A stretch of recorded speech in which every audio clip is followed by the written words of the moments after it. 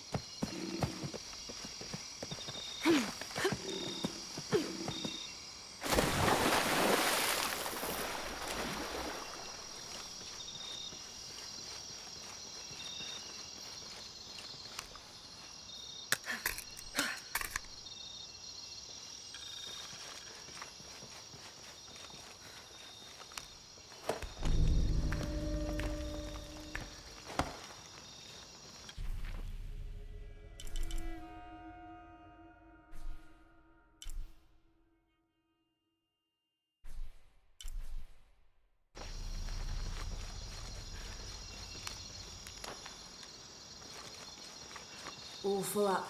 Can't carry any more.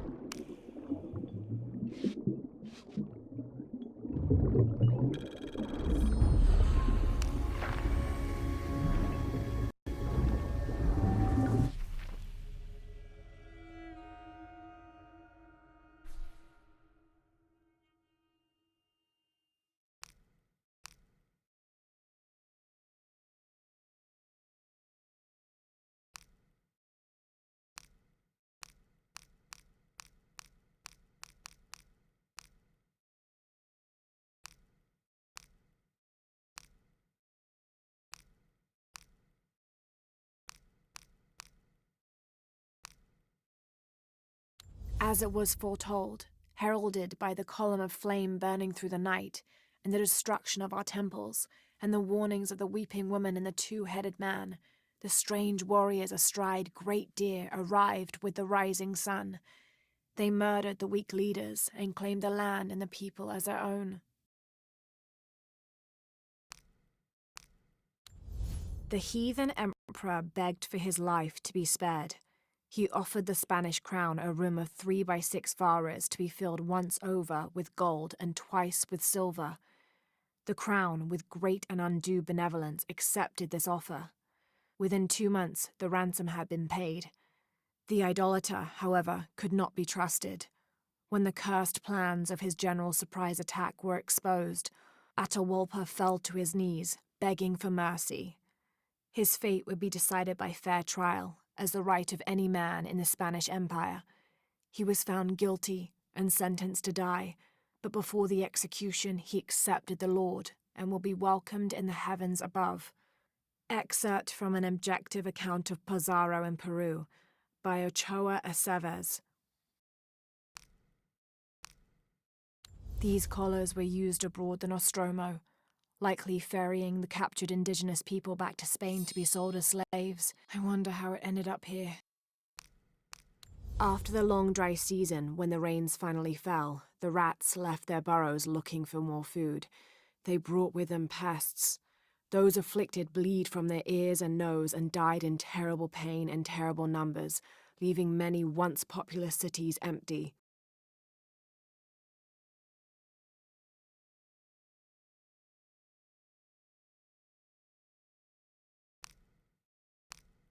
We underestimated the natives. Crafty bastards. Told us of a cave filled with gold, but they led us into a trap. The damn place was filled with monsters. After a ferocious battle, we pushed them back. The remaining men loaded the ship with whatever valuables we could find. The battle must have weakened the cavern, for when we tried to escape, it collapsed. I hear them out there, even now, digging through the barriers. Cusco belongs to Hernando Pizarro, rightful representative of the Spanish crown. Diego de Almagro has been captured. Rodrigo Orgones is dead, and the rest of their heretic forces routed. We made a crossing over the mountains and appeared on the coast outside of Cusco. Orgones marched to meet us at Cachupampa, a poor choice for his cavalry. His falconets threw Gonzalo's infantry charge into disorder, but the swampy ground prevented his seasoned cavaliers from true advantage. Our imperial arquebusier breached the river and unleashed hellfire on the opposition. Pizarro and Orgones led their respective cavalries, each merging to a single charging column, all of the men yelling, and met at full gallop. I had never seen such a thing. Somewhere in the chaos of battle, Orgones was shot and unhorsed and killed. They say the coward Almagro retreated from the battlefield atop an ass. Fitting. Excerpt from Alonso Luis's journal. Several hundreds have renounced their pagan beliefs and turned to the teaching of Catholicism. Our work here is different. The heathens must learn the language and then the teachings. Most are not receptive, but only come looking for conversion to the true Lord from fear of what might happen to them if they do not. No matter. All paths lead to God's light. In the evenings, I rest easily, comforted by the conviction we will save these poor, lost souls. Excerpt from the journal of Beltran, Ordinius Praedicatorum. Even rusted out, you can tell this is a quality weapon. It was likely manufactured in Toledo. The city was renowned for their steelwork. The notches on the blade suggest several battles.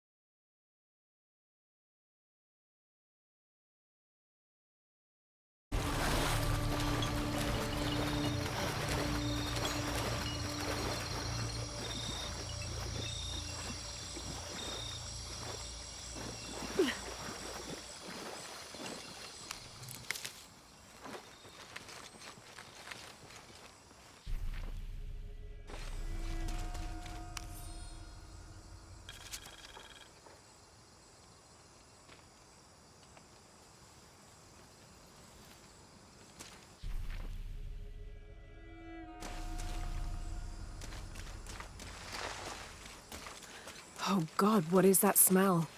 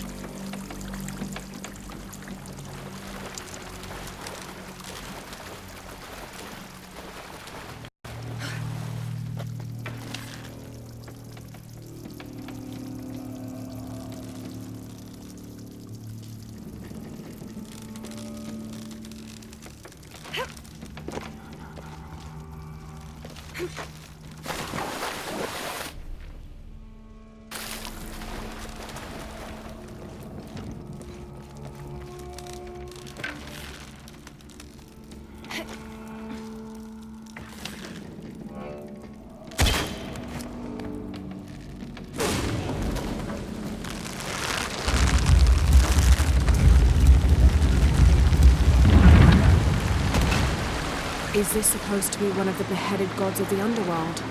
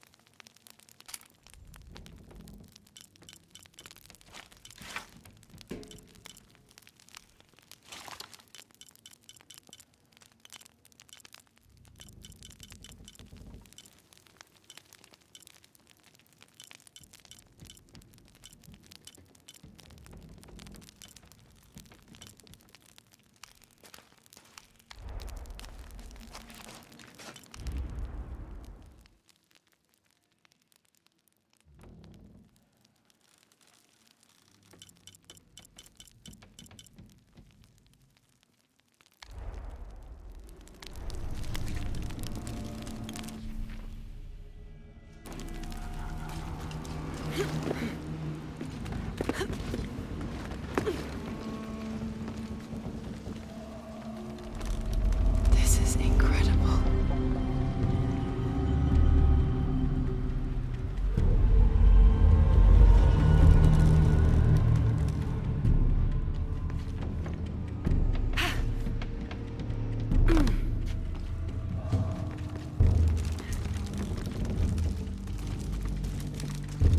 I think this might be the exit.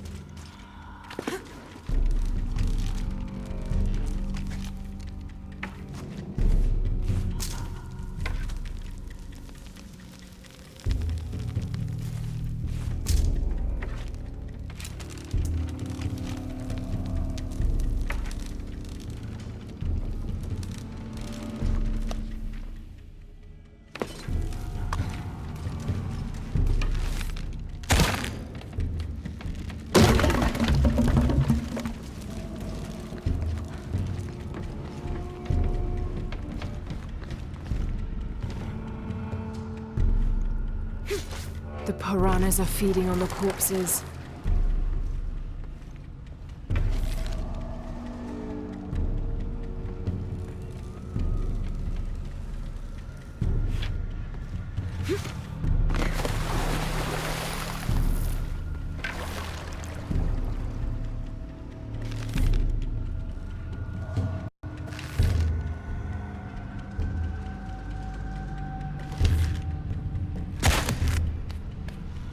Pulling won't keep the gate open.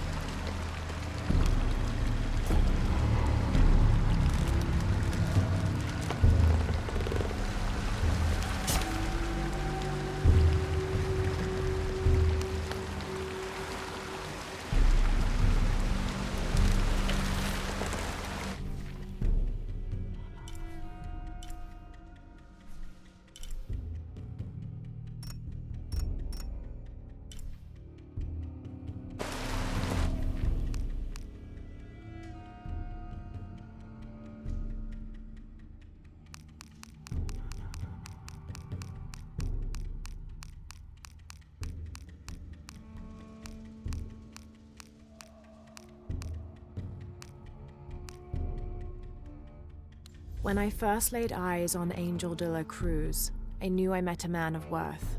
When he spoke, my heart shook. Its tremors vibrated for days after his first sermon. That evening, God himself told me to set out to prove I was the chosen one. I left the next morning, seeking to prove my worth. In preparation for the ultimate test, I have begun to explore the crypts and tombs found near the mission.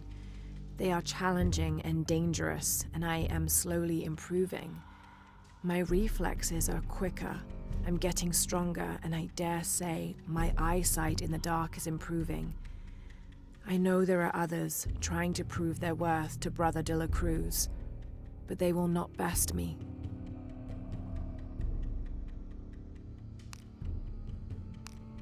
Didn't think these places would be trapped. Caught a spear through the abdomen. Hurts to breathe. Pray for me. I have returned from my training, however, Brother de la Cruz has disappeared. The sisters of the mission have no idea where he went. No matter. I will wait for him to return. My heart is pure. My head is clear. I am ready for the trials, and I will prove to him I am the chosen one. I was not worthy. Forgive me for my hubris. I know now that I am not the chosen one. Now I fear I have endangered the lives of Brother de la Cruz and the sisters of the mission. They do not know that the hollow earth surrounding the mission is home to demons, cruel, hissing creatures with twisted claws and sick, yellowed eyes.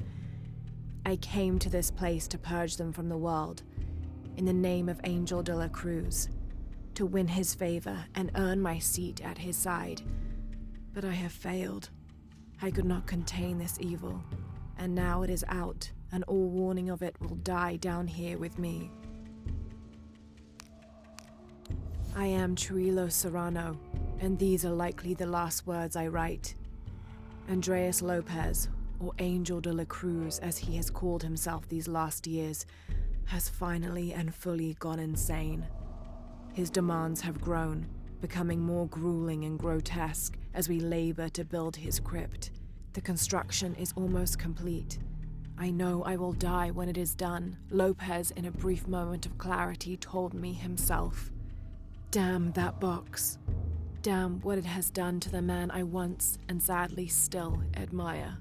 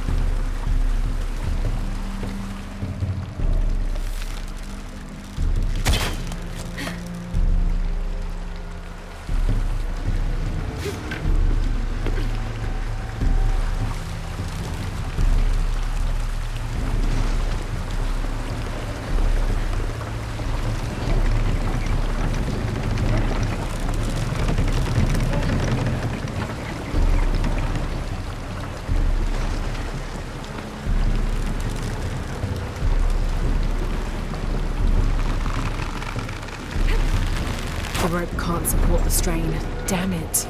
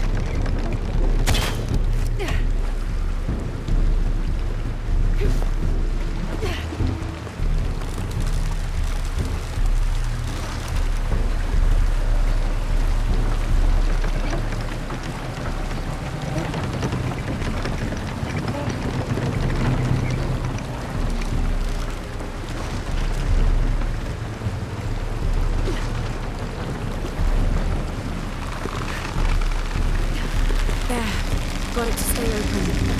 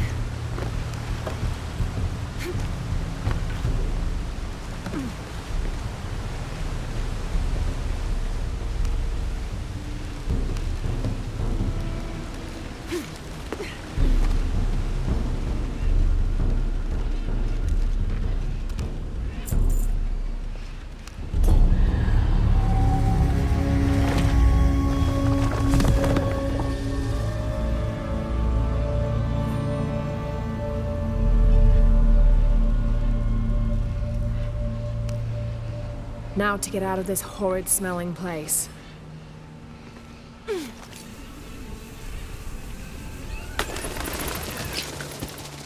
I should be close now.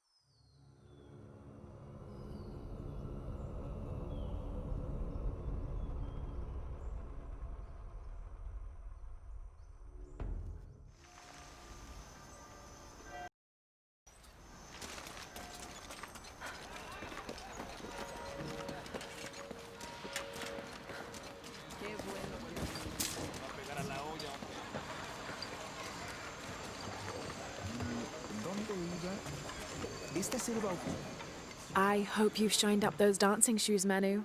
I found the ruin. It was Maya, an ancient aqueduct. It was wonderful, just as you'd imagined. Sabía que lo haría.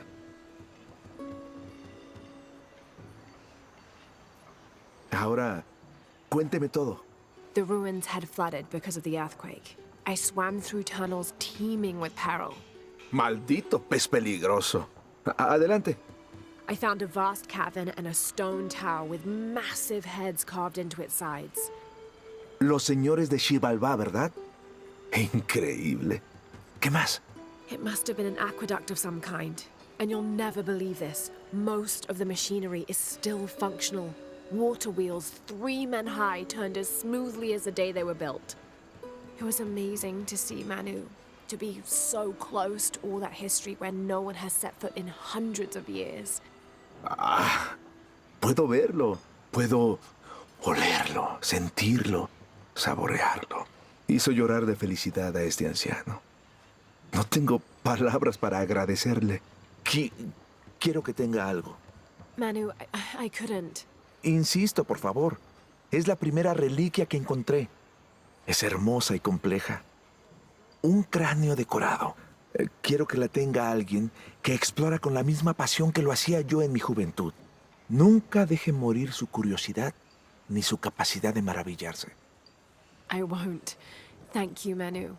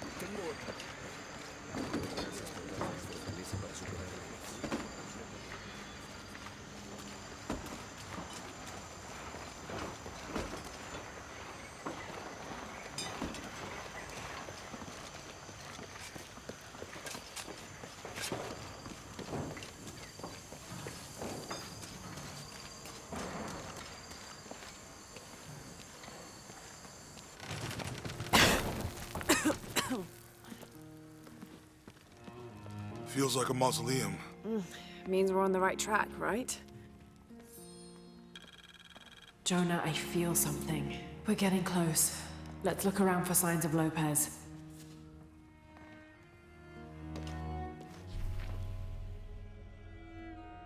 These notes were written by the founder of the Sector 7.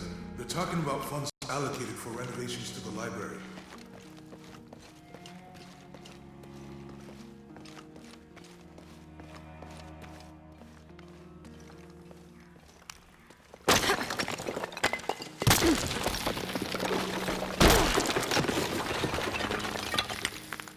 And under his wings you may seek refuge. Under his wings.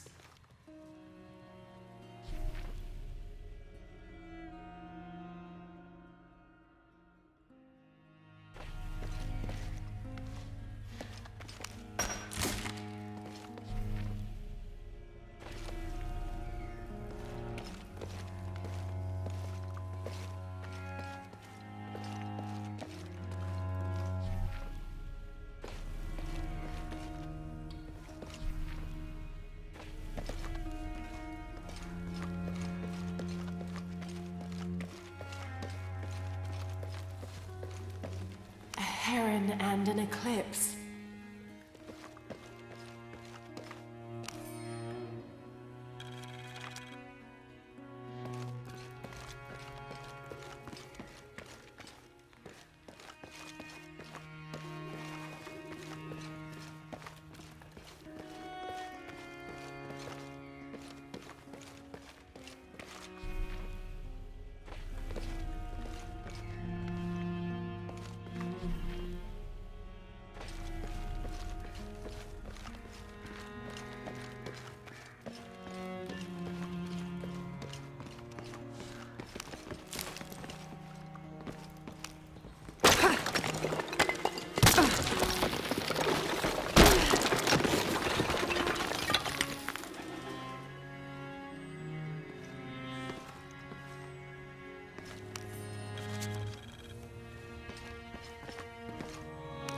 Jonah, this book describes a stranger's arrival at the mission. He founded the Sect of Seven. Maybe that was Lopez. Like on the pamphlet. We must be getting close. We should keep looking.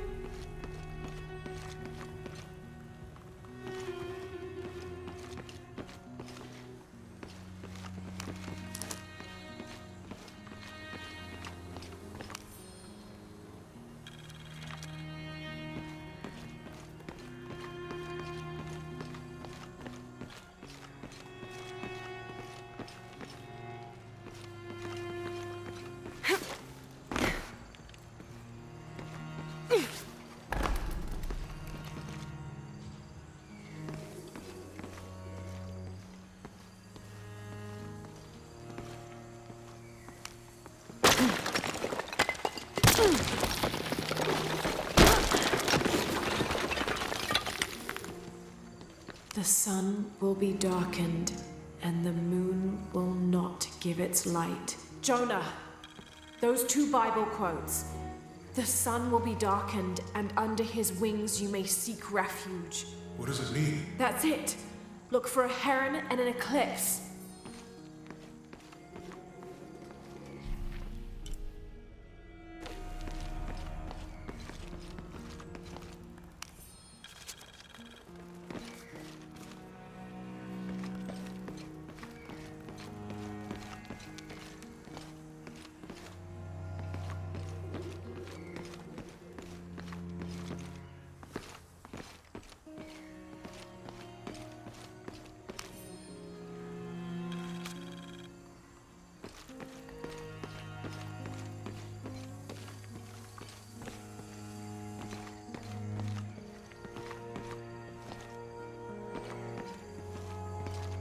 Tardaremos eternidades. ¿Cuántos años? Un paso a la vez. Un día a la vez. Como si tuviéramos elección.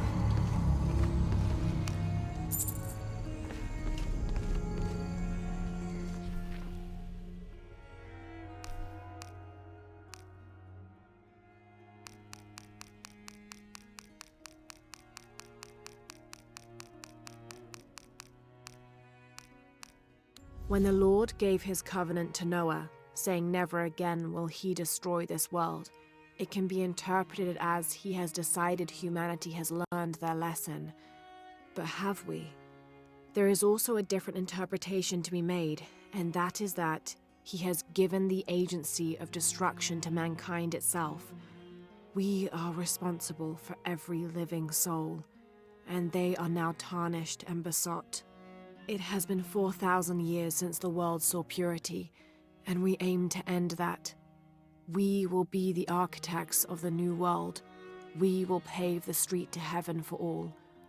We will usher an end to this sinful, reprehensible world.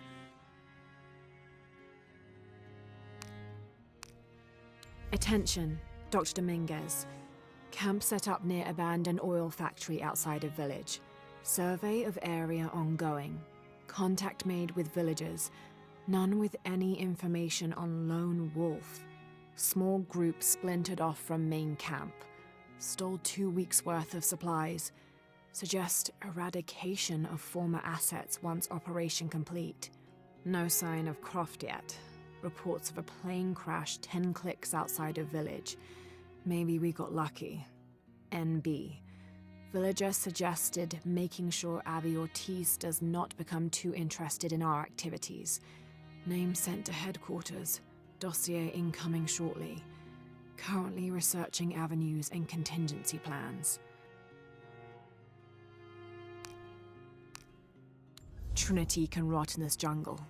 And as for the Pytetian Emperor, not even he can truly understand just what this box is. But I do, and I know it should not be used by just anyone. That would be catastrophic.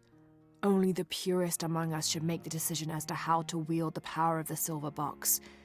That is why I must hide it. Stone faces weep as Jesus creeps along the dolorous path. Too many died. More will still, and more will still, and more will still. His light leads the way. They have several sites all over South America. Wish I'd found this map sooner. I could have gone directly to Paititi. After action report. Attention, Dr. Dominguez. Search site, Mazaruni River, Guyana. 5.16587-59.468158. Discovered evidence of Maya migration. Upon subsequent investigation, site deemed a dead end. Actions taken. Site flooded by redirecting river. Locals recruited for labor eliminated. All trace of presence scrubbed. Other. Kick up at nearby village. Lethal response necessary. Area isolated. Site flooded. Appears natural. South American rivers rising due to climate change story seeded in media. Search team report and findings. Central and South American Division. Attention, Dr. Dominguez. Mexico. Cozumel, Temple of Shakshel discovered. Site closed and scrubbed. Brazil. Atishi Matari region. Dead end. Site closed and scrubbed. Team moved to Trincheira Bacaja site. Mandaruku region. Search inconclusive. Trouble with government. Suggest closing site. Awaiting orders. Trincheira Bacaja region. Progress made with local tribes. Investigation ongoing. Peru. Coaquiacu. Temple discovered. Research ongoing. Attention, Dr. Dominguez. Possible entry point located for temple outside of Coaquiacu. Excavation equipment en route. The younger Croft is more active and less cerebral than her father was. Although intelligent, she is less focused on the meaning and history of the artifacts she seeks and more prone to risk-taking. With no children or family of her own, she is free to pursue her targets, almost to the point of obsession. Although this can make her appear impulsive or unpredictable at times, we believe her drive and the balance of her personality will make her easier to influence, with the promise of greater challenge and more likely to deliver results. Any information she might have that Richard Croft withheld from Trinity would simply be a bonus. We recommend her as a strong target for recruiting.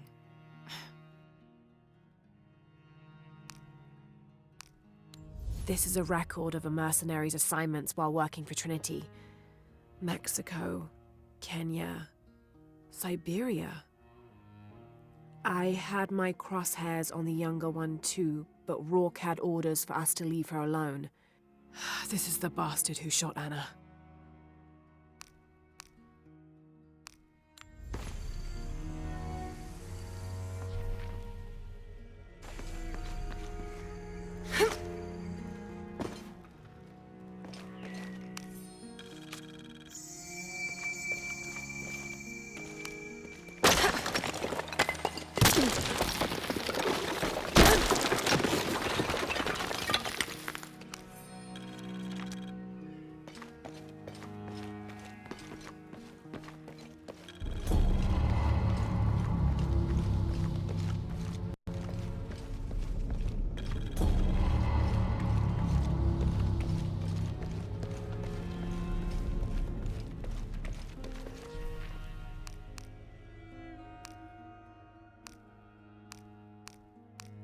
a rubbing taken from the walls of the cenote. It is simply a large X and the word run. The detailed engravings on this helmet and its unusually good condition could mean this helmet was worn more as an accessory rather than protection in combat. Perhaps Lopez used it to project an air of importance. 1st of December, 1603. A strange noise woke me in the middle of the night. I found Lopez still staring at the fire, though now it was nothing but coals. I asked him if he'd heard the noise as well, but all he did was grunt. I wrapped a blanket about his shoulders and built up the fire again. Then I sat and listened. Far-off shrieks and hisses, likely distorted by the twists of the caverns. But underneath all those sounds, I heard a faint thrum. I've heard something like that before, but rarely, and only when in the deepest of prayers. It sounded like the voice of God. Undated. Strange warriors pursued us through the caverns. We moved quickly, too quickly for an accurate description. Most of the soldiers fell in battle. They were valiant, but outmatched and outnumbered. Eventually, Lopez, I, and a single surviving soldier reached a magnificent temple. I cannot imagine how the people managed to build such a structure so deep underground. A massive door blocked our progress. Lopez, his voice frantic and breaking, ordered Perez, the last remaining conquistador, to stand guard while we worked on the mechanism. The door began to roll open. Our celebration of success was drastically cut short by the dying screams of Perez. The sound haunts me still. The door closed and a silence settled, so great and so vast I held my breath for fear of breaking it. Lopez turned to me, his eyes wild, a smile screwed across his face. He came toward me, arms outstretched, and for a moment fear flickered across my heart. But he pulled me close, his fingers digging into my shoulders. I found it, he whispered in my ear, and releasing me, he wandered through this room. Walls of pure jade reaching up to the heavens, completely covered in intricate etched mosaics and carved figures.